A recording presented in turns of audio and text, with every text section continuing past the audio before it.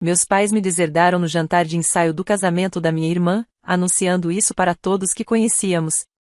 Disseram que eu era culpada por destruir a vida da minha irmã no acidente de carro enquanto eu dirigia. Ela acabou com o futuro da Jane, disse minha mãe à multidão. Ela está morta para nós. Eu fiquei em silêncio e então fiz uma única pergunta, uma que fez todos se virarem para encarar ela, em vez de mim. O jantar de ensaio acontecia no Waterford Estate, um daqueles locais com janelas de vidro do chão ao teto com vista para um lago perfeito demais para parecer real. Lustres de cristal pendiam de vigas de madeira aparentes, e rosas brancas cobriam todas as superfícies disponíveis. Minha irmã Jane tinha se superado, o que não surpreendeu ninguém que a conhecesse. Ela sempre foi meticulosa com as aparências.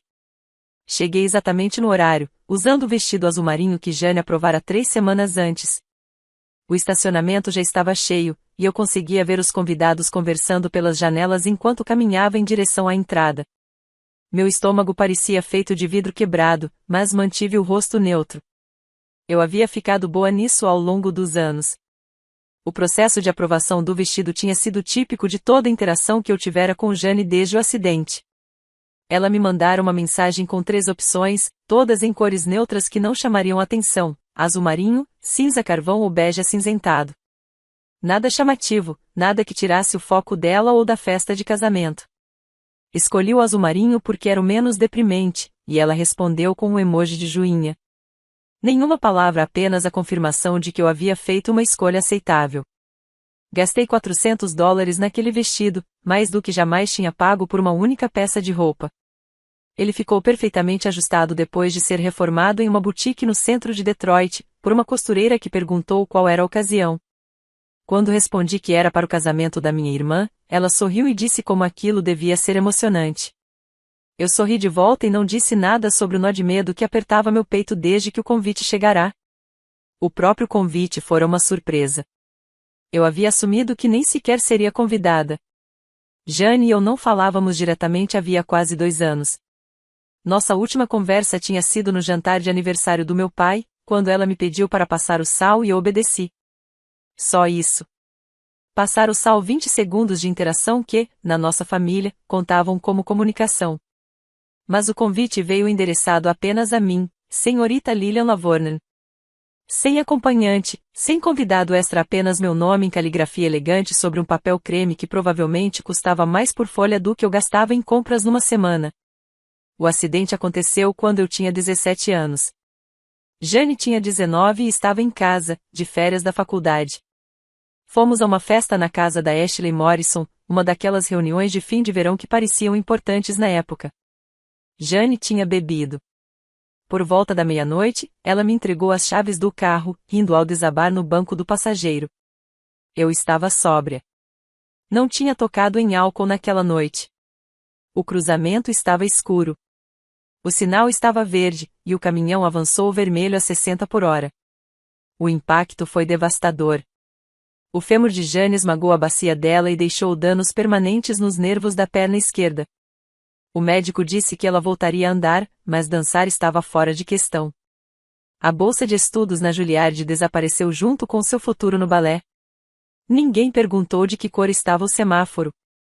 Ninguém perguntou se eu estava sóbria. Minha mãe encontrou a pulseira do hospital da Jane com um relatório de álcool no sangue e decidiu que aquela era a única verdade que importava. Se quiser, posso ajustar o tom para algo mais poético, mais dramático ou mais neutro. O fato de eu estar dirigindo me tornou responsável por tudo que veio depois. O nível de álcool no sangue da Jane era 0,08. O hospital fez o exame como parte do protocolo padrão para casos de trauma. Quando a minha mãe viu aquele número nos papéis de alta, dias depois, algo mudou no rosto dela.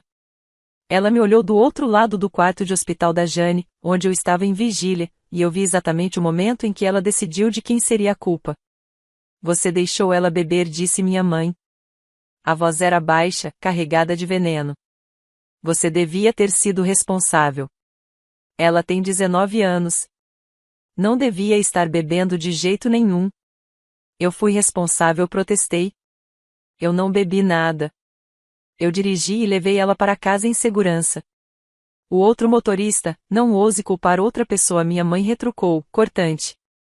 Você estava ao volante. Você estava no controle daquele carro. Jane confiou em você, e olha o que aconteceu.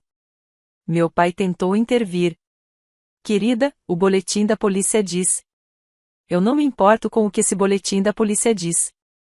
Minha mãe o interrompeu. A vida da minha filha acabou. A bolsa de estudos dela acabou. Os sonhos dela foram destruídos.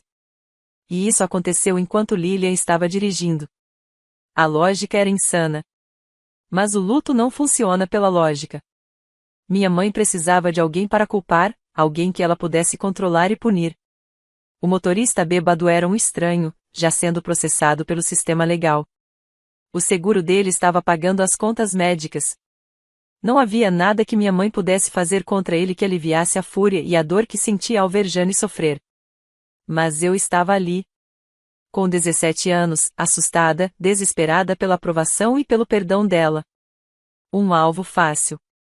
Os meses seguintes foram um borrão de visitas ao hospital, sessões de fisioterapia e um silêncio esmagador.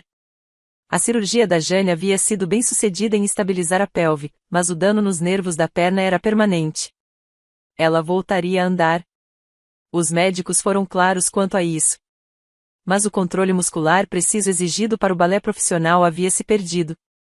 A carta da Juilliard cancelando a aceitação dela chegou 3 semanas depois do acidente. Eu vi Jane ler aquela carta. Estávamos no quarto do hospital, e eu a ajudava com os exercícios que a fisioterapeuta havia passado. Ela abriu o envelope com as mãos trêmulas, leu o conteúdo e depois ficou olhando para a parede por 20 minutos sem dizer uma palavra. Jane! Arrisquei por fim. Eu sinto. Sai, ela disse, em voz baixa. Por favor, saia daqui. Ela gritou dessa vez, alto bastante para as enfermeiras correrem até o quarto. Eu não quero você aqui. Eu não quero te ver. Isso é culpa sua. Tudo é culpa sua. Ela tinha sido informada sobre o motorista bêbado. Sabia do relatório da polícia, da prisão, das acusações pendentes. Os médicos haviam explicado tudo em detalhes. Mas saber os fatos e aceitá-los, aparentemente, eram coisas muito diferentes. Saí do quarto em prantos e passei pela minha mãe no corredor. Ela me olhou com frieza e disse: Você ouviu o que ela disse. Pare de vir ao hospital. Você já causou danos suficientes. Os anos após o acidente foram uma verdadeira aula de isolamento. Eu havia sido aceita na Universidade Estadual de Michigan com bolsa acadêmica integral, mas minha mãe me convenceu a adiar a matrícula para ajudar na recuperação da Jane. 1 ano virou 2, depois 3. Quando finalmente me matriculei, a maioria dos meus amigos do ensino médio já tinha seguido em frente. Jane nunca falava comigo, a não ser quando era forçada. Nas refeições em família, ela olhava através de mim, com o rosto vazio, como se eu fosse um móvel.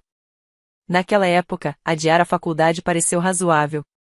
Jane precisava de ajuda com tarefas básicas enquanto se recuperava. Alguém para levá-la às sessões de fisioterapia, para ajudá-la a subir e descer escadas, para preparar as refeições quando a minha mãe estava no trabalho. É o mínimo que você pode fazer, dizia minha mãe. E eu concordava, porque a culpa me consumia viva. Se quiser, posso manter exatamente o mesmo tom para os próximos trechos também. Nunca importou o fato de que eu, na verdade, não era culpada de nada além de estar no lugar errado, na hora errada. Consegui um emprego em uma cafeteria do bairro para me manter ocupada e ajudar nas despesas da casa. A bolsa de estudos para Michigan State foi adiada, mas não havia garantia de que seria mantida após 1 ano de pausa. O setor de auxílio financeiro da universidade me enviou uma carta informando que eu precisaria me candidatar novamente e que o financiamento não poderia ser garantido nos próximos anos letivos. Liguei para lá em pânico. Uma orientadora simpática chamada Patrícia explicou que as bolsas acadêmicas eram concedidas com base na matrícula imediata. Como eu havia adiado, tinha perdido minha vaga naquela turma. Eu poderia me candidatar novamente como aluna de transferência depois de concluir alguns créditos em outra instituição, ou poderia me matricular de imediato conforme o plano original, correndo o risco de perder a bolsa de vez se mudasse de ideia novamente. O que eu devo fazer? Perguntei, com a voz embargada. Isso depende do motivo do adiamento, respondeu ela com cuidado. Se for uma emergência familiar, talvez possamos abrir uma exceção com a documentação adequada. Mas como eu poderia explicar que minha família precisava que eu sacrificasse meu futuro porque havia decidido que a culpa do acidente era minha? Como eu poderia dizer que minha mãe deixará claro que eu devia esse tempo a Jane, esse sacrifício, essa penitência por um crime que eu não cometi? Acabei fazendo disciplinas em um community college enquanto ajudava Jane, estudando à noite depois que ela ia dormir. As matérias eram básicas: redação em inglês, psicologia introdutória, biologia geral, aulas que seriam aceitas em quase qualquer curso de 4 anos e mantinham minha mente afiada. Eu dizia a mim mesma que estava sendo prática, acumulando créditos enquanto era uma boa irmã. A verdade era que eu estava presa. Minha mãe deixará claro que ir embora significaria exílio permanente. Se você abandonar sua irmã agora, ela disse, nem pense em voltar. A fisioterapia da Jane era brutal e deprimente. Eu a levava 3 vezes por semana a uma clínica a 40 minutos de distância. Ela entrava nas salas de terapia e passava lá sessões de 90 minutos, saindo suada, exausta, às vezes chorando de dor. Os terapeutas eram gentis, mas firmes, forçando-a a recuperar a mobilidade da perna lesionada. Eu esperava na recepção fazendo tarefas ou lendo. Às vezes, outros familiares de pacientes puxavam conversa. Eu me tornei muito boa em desviar de perguntas pessoais com respostas vagas que não revelavam nada sobre a situação em casa. Durante uma dessas sessões, cerca de 8 meses depois do acidente, outra mãe se sentou ao meu lado. A filha dela se recuperava de um acidente de esqui. Conversamos superficialmente sobre prazos de recuperação e pesadelos com o plano de saúde. Então ela perguntou o que tinha acontecido com a minha irmã. Acidente de carro, respondi, de forma breve. Você estava no acidente também? Ela perguntou, percebendo a cicatriz já desbotada no meu pulso, onde eu havia passado por uma cirurgia para prender a fratura. Sim. Deve ter sido aterrorizante para vocês duas. Eu apenas assenti, com a garganta apertada, incapaz de explicar que Jane não falava mais comigo. Que termos passado pelo acidente juntas, de alguma forma, criou entre nós uma distância intransponível em vez de um trauma compartilhado. A recuperação da Jane avançava lentamente. Depois de 6 meses, ela já conseguia andar sem muletas, embora o andar ainda fosse irregular. Depois de 1 ano, conseguia subir escadas sem ajuda.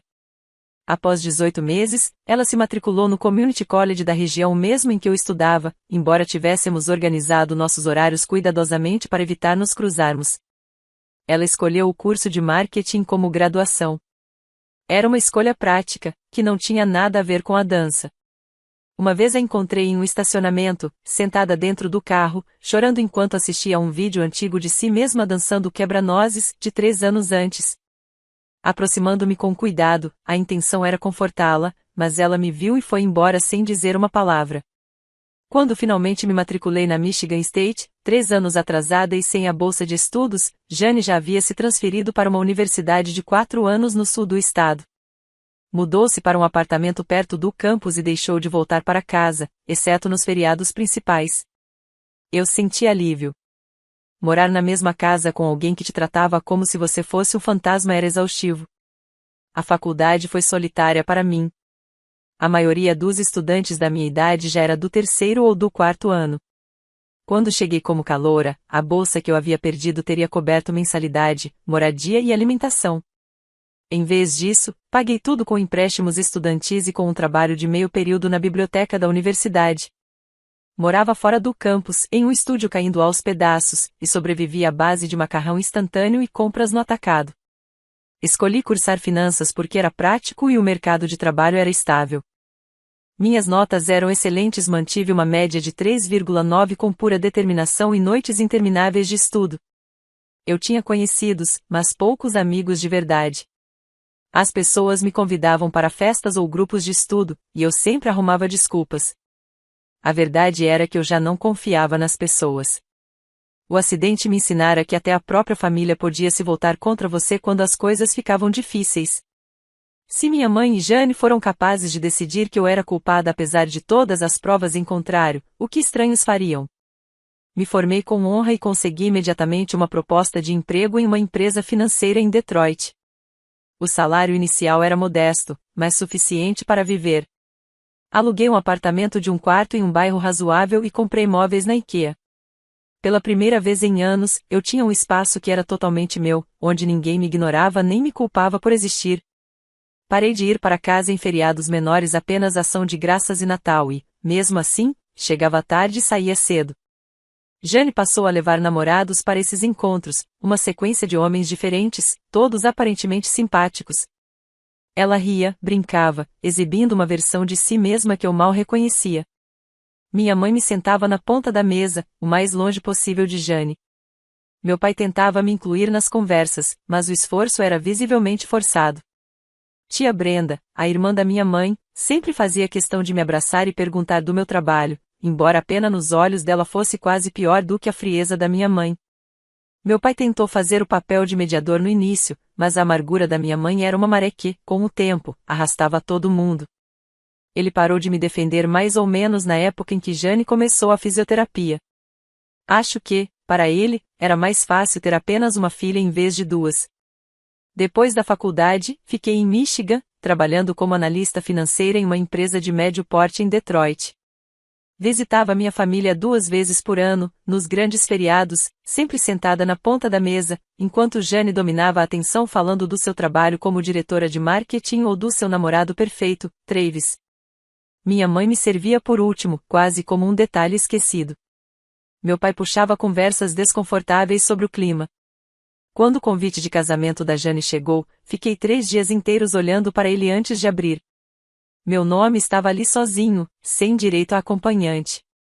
A cerimônia seria na nossa cidade natal, Riverside, na mesma igreja onde nós duas havíamos sido batizadas. Comprei a passagem de avião e pedi folga no trabalho, sabendo que me arrependeria de ir, mas sem conseguir explicar a mim mesma porque simplesmente não podia ignorar tudo. O convite havia vindo em um conjunto elaborado. Papel de alta gramatura com letras douradas em relevo, cartão com os detalhes, cartão de RSVP com envelope já selado e até um mapa com a localização dos eventos. Tudo gritava caro e minuciosamente planejado. Jane sempre fora assim, atenta aos mínimos detalhes desde criança. O quarto dela vivia impecavelmente organizado, os trabalhos da escola eram sempre entregues antes do prazo e sem um erro sequer. Travis parecia uma boa combinação para ela. Eu o conheci apenas de um encontro rápido em um jantar de família de 18 meses antes. Ele era engenheiro civil, tranquilo, estável, com um sorriso fácil. Tentou me incluir na conversa naquela noite, perguntou sobre meu trabalho no setor financeiro. Jane desviou o assunto de mim em poucos minutos, mas eu havia apreciado o gesto. O convite para o casamento chegou numa terça-feira. Encontrei-o na caixa de correio, misturado com contas e propaganda. Meu primeiro impulso foi jogá-lo fora e fingir que nunca tinha chegado. Mas algo me impediu. Talvez curiosidade para saber se de fato me queriam lá. Talvez apenas a esperança triste de que aquilo pudesse ser um ramo de oliveira. Mandei uma mensagem diretamente para Jane. Recebi o convite. Tem certeza de que você quer que eu vá? Ela respondeu 6 horas depois. Minha mãe insiste em manter as aparências. Você está convidada. Não foi um sim, eu quero você lá. Nenhum espero que você vá. Apenas uma frase fria sobre aparências. Eu devia ter reconhecido o aviso por trás daquelas palavras. Passei uma semana inteira debatendo comigo mesma antes de finalmente marcar aceito no cartão de RSVP. Uma parte de mim ainda esperava que talvez o casamento fosse um ponto de virada. Casamentos não deveriam representar recomeços e união da família? Talvez ver Jane feliz amolecesse a postura da minha mãe. Talvez ainda houvesse um caminho para voltarmos a ser irmãs. Comprar o vestido foi um tormento à parte. Jane enviará aquelas 3 opções de cor com instruções explícitas, nada formal demais, nada casual demais, nada chamativo. Fui a 5 lojas diferentes antes de encontrar o vestido azul marinho que atendia a todas as exigências. A vendedora estava animada, falando sobre como o casamento seria lindo e como era especial ter uma irmã se casando. Eu sorri, concordei, e me senti vazia por dentro. O voo para Riverside foi curto, pouco menos de 1 hora desde Detroit. Reservei um quarto de hotel em vez de ficar na casa dos meus pais. A desculpa era a praticidade, mas a verdade era que eu não suportava a ideia de dormir sob o mesmo teto que o desprezo da minha mãe. O hotel era um Holiday Inn perto da rodovia, limpo e anônimo. Cheguei 2 dias antes do jantar de ensaio para não parecer que estava aparecendo em cima da hora. O tempo se arrastou. Trabalhei remotamente do quarto, fiz uma aula de yoga em um estúdio próximo e comi sozinha em restaurantes de rede. Meu celular ficou quase sempre em silêncio, exceto por e-mails do trabalho e algumas mensagens de colegas me desejando uma boa viagem para o casamento. No dia do jantar de ensaio, troquei de roupa 3 vezes antes de finalmente decidir pelo vestido azul marinho. Cedo demais eu pareceria ansiosa demais. Tarde demais e pareceria desrespeitosa. Mirei exatamente no horário e consegui. Entrei com o carro no estacionamento do Waterford State exatamente às 6 em ponto. A lista de convidados do jantar de ensaio tinha cerca de 60 pessoas, família estendida, amigos próximos, a família de Travis vinda do Colorado. Reconheci a maioria dos rostos ao entrar no salão. Tia Brenda, do lado da minha mãe, acenou nervosamente de uma mesa no canto. O primo Michael fingiu que não me viu. Stephanie, a colega de quarto da Jane na faculdade, me deu um sorriso rígido que não alcançou os olhos. Encontrei meu lugar marcado em uma mesa perto das portas da cozinha, bem longe da mesa principal, onde Jane e Travis se sentariam com os 2 pares de pais. A colocação pareceu deliberada. Um casal que eu não reconhecia sentou-se ao meu lado, apresentando-se como a tia e o tio de Travis, vindos de Denver. Eles foram gentis, perguntaram sobre o meu voo e sobre o meu trabalho, sem terem ideia das dinâmicas familiares que me colocaram em espécie de exílio. Chamavam-se George e Linda Patterson. George era dono de uma loja de ferragens em Denver, e Linda dava aulas no ensino fundamental. Eram calorosos e falantes, empolgados com o casamento. Linda me mostrou fotos dos 2 filhos deles, ambos casados, com filhos próprios. Você é da família da noiva ou do noivo? Perguntou George, animado. Dos 2 respondi. Sou irmã da Jane. O rosto de Linda se iluminou. Ah, que maravilha! A Jane é um encanto. Uma pessoa tão adorável. Conhecemos ela no último Natal, quando ela e o Travis foram nos visitar. Ela é tão graciosa e doce. Você deve ter muito orgulho dela. Consegui esboçar um sorriso. Ela trabalhou muito para chegar onde chegou. E o que você faz, querida? Perguntou Linda. Sou analista financeira em Detroit. Que interessante. E você gosta? Gostava, sim. Na verdade, meu trabalho era uma das poucas coisas da minha vida que pareciam limpas e sem complicações. Números não mentem. Demonstrativos financeiros contam histórias claras. Tendências de mercado seguem padrões lógicos. Havia conforto naquela previsibilidade. Conversamos tranquilamente durante a entrada bruschetas com mussarela fresca e tomates. George contou uma história engraçada sobre um desastre em um casamento envolvendo uma aliança perdida e um Golden Retriever. Linda perguntou se eu estava vendo alguém especial, e eu desviei com a facilidade de quem já tinha prática. Ao redor do salão, as outras mesas fervilhavam de conversa. Reconheci Stephanie, a colega de quarto da Jane na faculdade, cercada por um grupo de mulheres perto das janelas, dominando a atenção de todos. O primo Michael estava numa mesa com outros parentes do lado do meu pai, pessoas que eu costumava ver em reuniões de família e que agora mal me cumprimentavam. A tia Brenda cruzou meu olhar do outro lado do salão e acenou discretamente. Ela parecia desconfortável, presa a uma mesa com amigas da minha mãe, provavelmente ouvindo tudo sobre o quanto eu teria sido um peso depois do acidente. A tia Brenda tentará se manter neutral ao longo dos anos, mas foi sendo desgastada pela narrativa constante da culpa que a minha mãe propagava. O local realmente era lindo. Janelas enormes emolduravam o lago, que refletia o pôr do sol em tons de laranja e rosa. Flores brancas rosas, hortênsias, mosquitinho cobriam as mesas em arranjos elegantes. Luzes em fio estavam penduradas nas vigas aparentes, criando um brilho acolhedor à medida que a noite se aproximava. Jane sempre teve bom gosto, e Travis aparentemente tinha dinheiro para bancá-lo. Fiquei imaginando quanto tudo aquilo devia estar custando. Só o espaço provavelmente saía por algo em torno de $20.000. Somando a comida, o bar, as flores, o fotógrafo que circulava pelo salão registrando momentos espontâneos. Eu me lembrava de ter ouvido meu pai comentar algo sobre a família de Travis ter contribuído bastante para o orçamento do casamento. O pai dele era dono de uma construtora de sucesso no Colorado. Eu não contribuí com nada. E, claro, não fui convidada a fazer parte do cortejo. Nenhuma surpresa nisso. Jane tinha 5 madrinhas, todas amigas da faculdade ou colegas de trabalho. Sua madrinha de honra era Stephanie, a colega de quarto com quem ela morara por 3 anos. Elas haviam permanecido próximas após a formatura, viajando juntas e celebrando os marcos uma da outra. Eu tinha visto as fotos nas redes sociais. Jane nunca chegou a me excluir das redes sociais, embora já tivesse ajustado as configurações havia muito tempo para que eu não pudesse comentar nem reagir às postagens dela, fotos de noites de vinho, viagens à praia e chás de noiva para os quais eu nunca fora convidada. Jane, rindo sem preocupação, cercada de pessoas que a amavam. O serviço do jantar começou sem incidentes.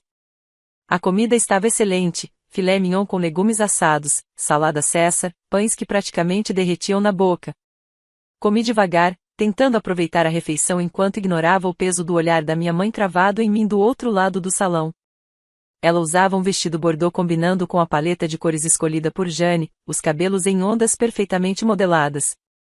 Estava linda e fria. O pai de Travis se levantou para fazer um brinde durante o prato principal. Era um homem jovial, de riso alto, contando como Travis ligara para ele depois do primeiro encontro dizendo que tinha conhecido sua futura esposa. Os convidados riram e aplaudiram. Jane corou de leve, encostando no ombro de Travis. Eles pareciam felizes juntos, e eu senti um turbilhão de emoções que não consegui nomear.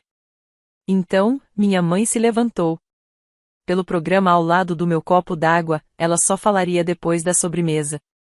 Jane pareceu surpresa, o sorriso vacilando um pouco quando minha mãe bateu o garfo na taça de champanhe. O salão silenciou. Eu gostaria de dizer algumas palavras enquanto todos ainda estão aqui, começou minha mãe, com a voz firme. Ela não estava olhando para Jane. Estava olhando diretamente para mim. Minha garganta se fechou. A maioria de vocês sabe que nossa família passou por tempos difíceis, continuou. Jane superou uma tragédia terrível quando tinha 19 anos. Um acidente que acabou com o sonho dela de dançar profissionalmente. A temperatura da sala pareceu cair. Eu podia sentir as pessoas se remexendo nas cadeiras, a confusão se espalhando pelo ambiente. Aquilo não era um discurso típico de jantar de ensaio. O que muitos de vocês não sabem é quem foi a responsável por esse acidente. A voz da minha mãe ficou mais dura. Minha outra filha, sentada ali, era quem estava dirigindo o carro naquela noite. Ela destruiu o futuro da Jane. Ela roubou tudo pelo que minha menina linda trabalhou desde os 4 anos de idade. Eu não conseguia respirar. O silêncio era sufocante. Eu a convidei esta noite porque Jane insistiu, disse minha mãe, a boca se retorcendo. Mas quero que todos aqui entendam uma coisa, ela está morta para nós. Está morta para nós há 13 anos. Alguém ofegou. Acho que foi a tia Brenda. A mãe de Travis parecia horrorizada. Meu pai estava imóvel, o rosto acinzentado. Jane encarava o próprio prato. Não me lembro de me levantar. Não me lembro do caminho da minha mesa até o centro do salão, onde todos podiam me ver. Minhas pernas pareciam desligadas do meu corpo, movendo-se no automático, enquanto minha mente corria em disparada. O rosto da minha mãe estava vermelho de falsa justiça. Ela parecia triunfante, como se finalmente tivesse dito algo que guardava havia anos. Ao nosso redor, cerca de 60 pessoas esperavam para ver o que aconteceria a seguir. Olhei para Jane. Ela ainda não levantava os olhos. Então encarei minha mãe e fiz a única pergunta que importava. Que cor estava o sinal de trânsito? Minha mãe piscou. O quê? O semáforo, repeti, mais alto. Que cor estava quando entramos no cruzamento? A confusão no rosto dela foi quase cômica. Isso não importa. Você estava dirigindo. A responsabilidade era sua. O boletim de ocorrência diz que o outro motorista avançou o sinal vermelho, eu disse. Minha voz soava estranha, calma demais. Ele estava a 60 por hora em uma via de 35. Reprovou no teste do bafômetro feito na hora. O nível de álcool no sangue estava o dobro do limite legal. Puxei o celular da bolsa. Minhas mãos tremiam, mas consegui abrir o e-mail e acessar o PDF que eu carregava comigo havia 13 anos, o boletim de ocorrência. Eu havia solicitado uma cópia quando completei 18 anos, precisando ver a verdade registrada em linguagem oficial. O acidente foi considerado culpa dele e continuei. Ele cumpriu 18 meses de prisão por lesão corporal no trânsito. O seguro dele pagou todas as despesas médicas da Jane. Tudo isso é de acesso público. O rosto da minha mãe passou do rubor ao pálido. Você ainda estava dirigindo. Eu estava sóbria, respondi. Meu exame deu completamente limpo. Quem tinha bebido era Jane. Foi por isso que eu estava dirigindo. Ela me entregou as chaves porque sabia que não podia assumir o volante. Virei-me para a sala. 60 rostos me encaravam.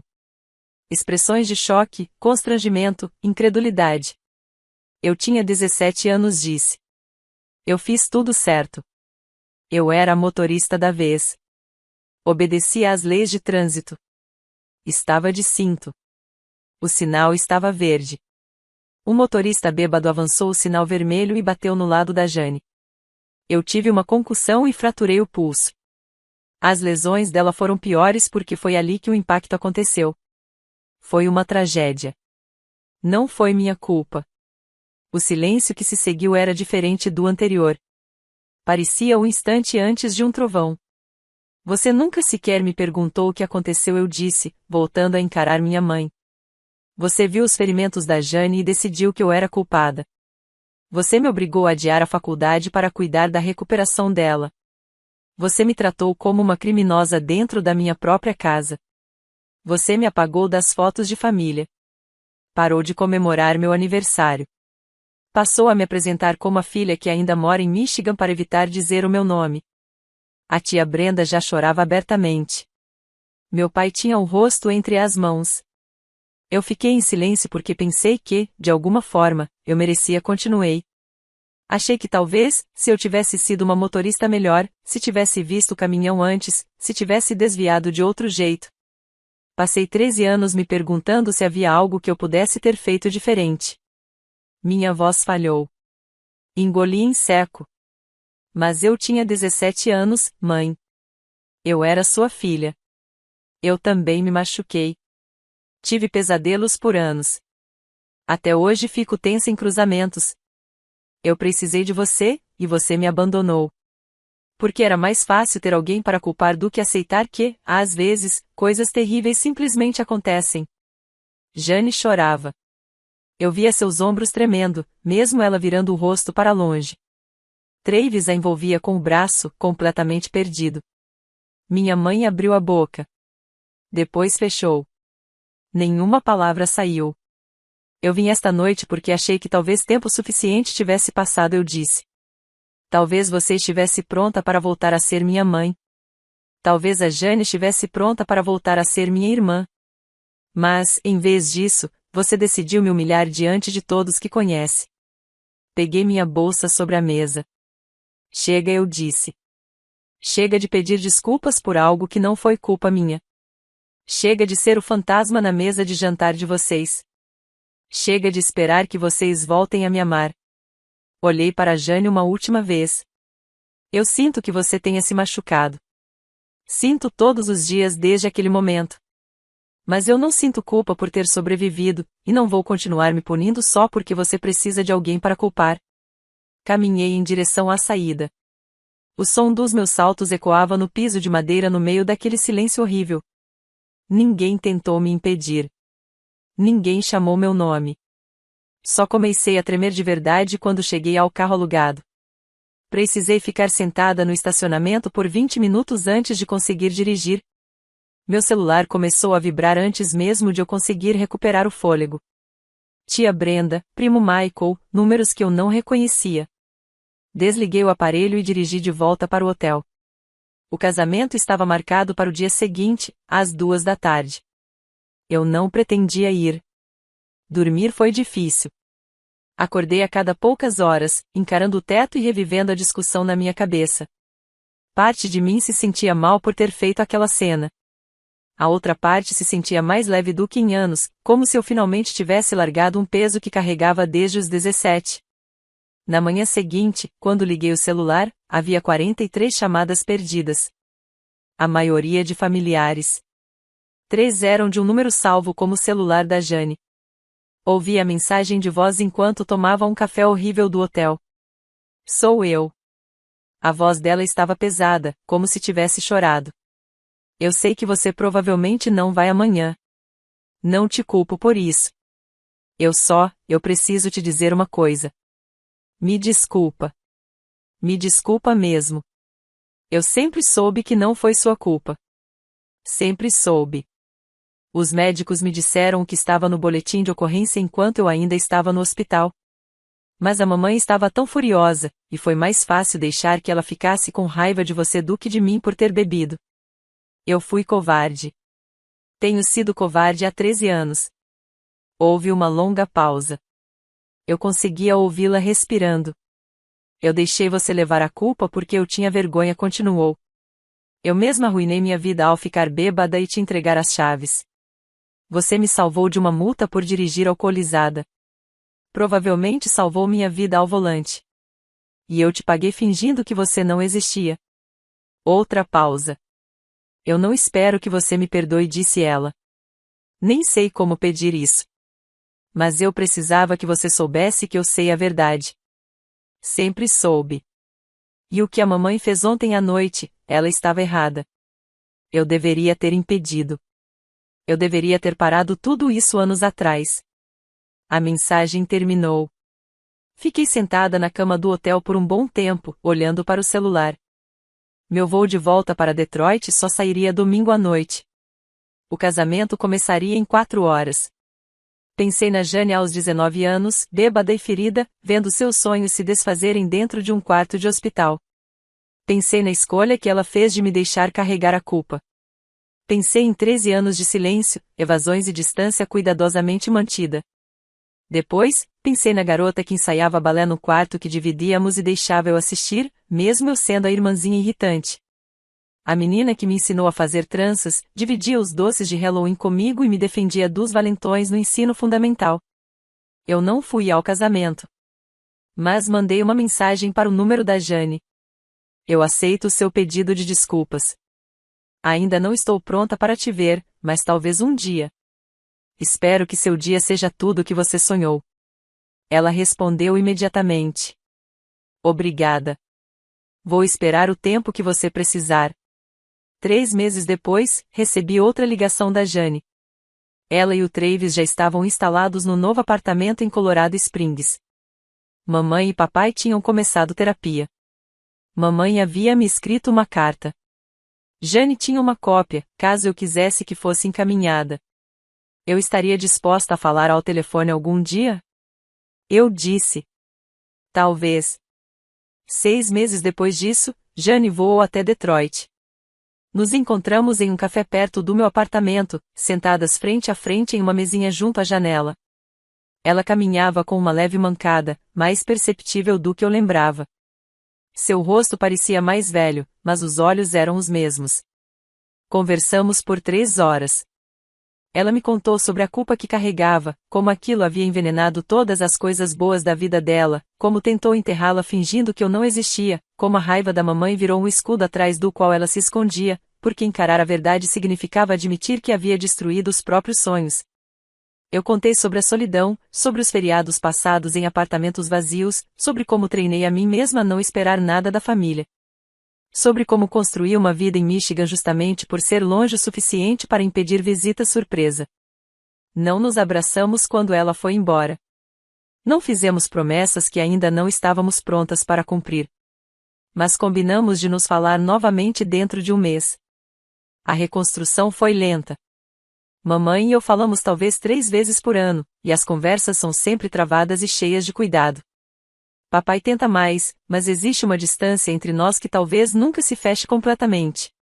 Tia Brenda agora me manda cartões de aniversário, e o primo Michael me convidou para o casamento dele no ano passado. Jane e eu conversamos a cada poucas semanas. Ela veio a Detroit mais 2 vezes, e eu a visitei uma vez no Colorado. Travis é gentil comigo de um jeito que deixa claro que Jane contou tudo a ele.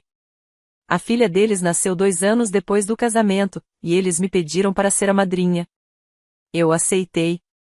As cicatrizes ainda estão lá. Eu ainda fico tensa em cruzamentos. Ainda sinto um aperto de ansiedade quando vejo o nome da Jane no visor do celular. Mas o peso foi embora. Aquele fardo esmagador de culpa que eu não merecia, que carreguei dos 17 aos 30 anos. Eu não recuperei minha família. Não por completo. Algumas coisas, depois de quebradas, não podem ser totalmente consertadas. Mas eu recuperei a mim mesma. Tive a verdade reconhecida. E, no fim das contas, isso precisou ser suficiente. A última vez que vi minha mãe foi em um encontro neutro da família, organizado pela tia Brenda. Antes de eu ir embora, ela me puxou de lado. Seu rosto estava abatido, mais velho do que seus 62 anos. Me desculpa, disse ela. As palavras soaram enferrujadas, pouco praticadas. Eu estava errada. Errada sobre tudo. Eu assenti. Eu sei. Você consegue me perdoar? Pensei com sinceridade, parada na entrada da garagem da tia Brenda, enquanto portas de carro batiam ao longe. Estou tentando, respondi, por fim. Ela sentiu, com lágrimas descendo pelo rosto. Eu entendo. Leve o tempo que precisar. Saí daquele encontro sentindo algo que eu não sentia havia anos, esperança. Não pela volta de como as coisas eram. Aquela família já não existia mais, tinha sido soterrada nos destroços daquele cruzamento 13 anos atrás. Mas esperança por algo novo, algo construído sobre a verdade, e não sobre a culpa. Às vezes coisas terríveis simplesmente acontecem. Às vezes não há ninguém para culpar, apenas circunstâncias, má sorte e decisões tomadas em frações de segundo. O motorista bêbado que nos atingiu cumpriu sua pena e ficou sóbrio. Ele me escreveu uma carta de desculpas durante o período em que esteve em reabilitação. Eu nunca respondi, mas guardei a carta. Guardo também o boletim de ocorrência. Não porque eu ainda precise provar minha inocência, mas como um lembrete. Um lembrete de que a minha verdade sempre foi verdade, mesmo quando ninguém acreditava. Ficar em silêncio não manteve a paz. Só permitiu que as mentiras criassem raízes mais profundas. A garota que eu era aos 17 anos, assustada, ferida e desesperada por amor, merecia mais. A mulher que eu sou agora sabe disso. E, finalmente, depois de 13 anos, a minha família também começa a entender. Não é o final que eu teria escolhido. Mas é a verdade. E a verdade, eu aprendi, vale mais do que uma falsa paz.